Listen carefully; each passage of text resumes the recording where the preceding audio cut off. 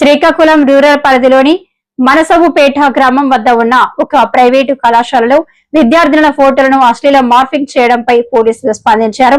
కళాశాల principal Srikakulam rural పోలీసులకు ఫిర్యాదు చేయడంతో రూరల్ సిఐ నాయుడు మీడియాకు వివరాలు వెల్లడించారు.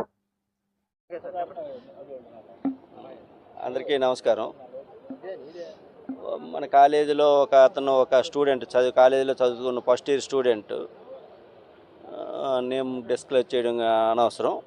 స్టూడెంట్ తలగా వాళ్ళ కాలేజీలో చదువుతున్న ముగ్గురు స్టూడెంట్స్ తలకు ఫొటోస్ని ఏవో మార్ఫింగ్ చేశారని చెప్పేసి దాంట్లో ఓ స్టూడెంట్ తలక బ్రదర్ చూసి దాన్ని ప్రిన్సిపాల్కి కాలేజ్ మేనేజ్మెంట్ తీసుకునేలాగా దాన్ని డిలీట్ చేసి అక్కడ పర్మనెంట్ సెటప్ చేశారని. దాంతోపాటు పోలీసులకు కూడా రిపోర్ట్ ఇవ్వద్దు, పిల్లల జీవితాలు పోతాయని చెప్పి ఆ ఉద్దేశంతో మేము పోలీసులకు కూడా పిల్లల పేరెంట్స్ రిక్వెస్ట్ చేశారు. ఆ ఉద్దేశంతోనే పోలీస్ స్టేషన్కి కూడా రిపోర్ట్ ఇవ్వలేదు. కానీ ఈరోజు మాత్రం కొంతమంది స్టూడెంట్స్ పేరెంట్స్ ఇంకా ఆందోళన చెందుతున్నారు. ఇంకా ఫర్దర్ డీటెయిల్స్ కోసం మీకు రిపోర్ట్ ఇస్తామని చెప్పేసి ప్రిన్సిపాల్ గారు అని అంటున్నారు. ఇప్పుడు దాని గురించి రిపోర్ట్ తీసుకొని వచ్చారు. ఈ రిపోర్ట్లో మాకు ఏమేమి రిక్వైర్మెంట్ ఉన్నాయి, ఏమేమి కావాలని అడుగుతాం. ఖచ్చితంగా యాక్షన్ తీసుకుంటాం 100%. ఇది గుణపాఠం కావాలి మిగతా వాళ్ళందరికీ కూడా. సార్ ఏం చెప్పదలుచుకున్నారు సార్ కాలేజ్ స్టూడెంట్స్కి ఏఐ టెక్నాలజీ యూసేజ్ యువత ఎప్పుడు కూడాను టెక్నాలజీని మనకు అనుగుణంగా వినియోగించుకుంటే పర్వాలేదు. ఆ టెక్నాలజీతో పాటు మనకి చదువుకు కానీ జీవితానికి కానీ ఏది ఉపయోగపడుతుందో అది ఉపయోగించుకుంటే అది అందరికీ శ్రేయస్కరం. ఆ టెక్నాలజీని మనసుకు ఉపయోగపడే విధంగా ఉపయోగిస్తే జీవితాలకు ఇబ్బంది పడుతుంది.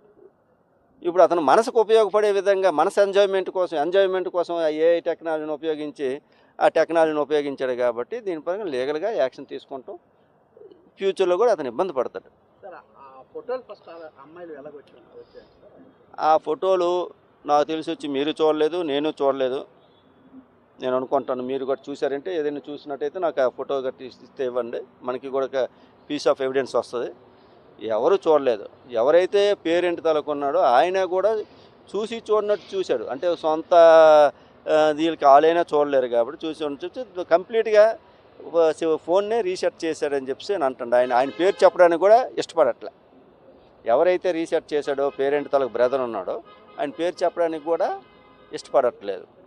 ఇటువంటి విషయాలు ఎవరైనా మనం ఇలా మాట్లాడుతున్నాం, కానీ మన పిల్లల వరకు వచ్చేసరికి మనం కూడా ఇలాగే మాట్లాడుతాం.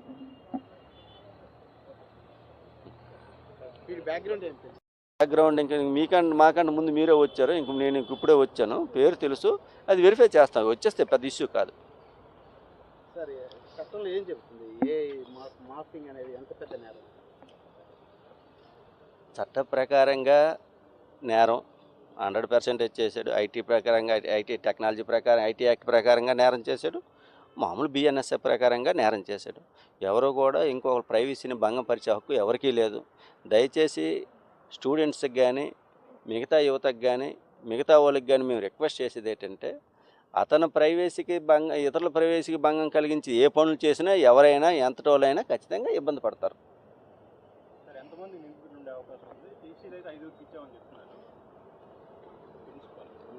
లేదే రిపోర్ట్ చదివాను.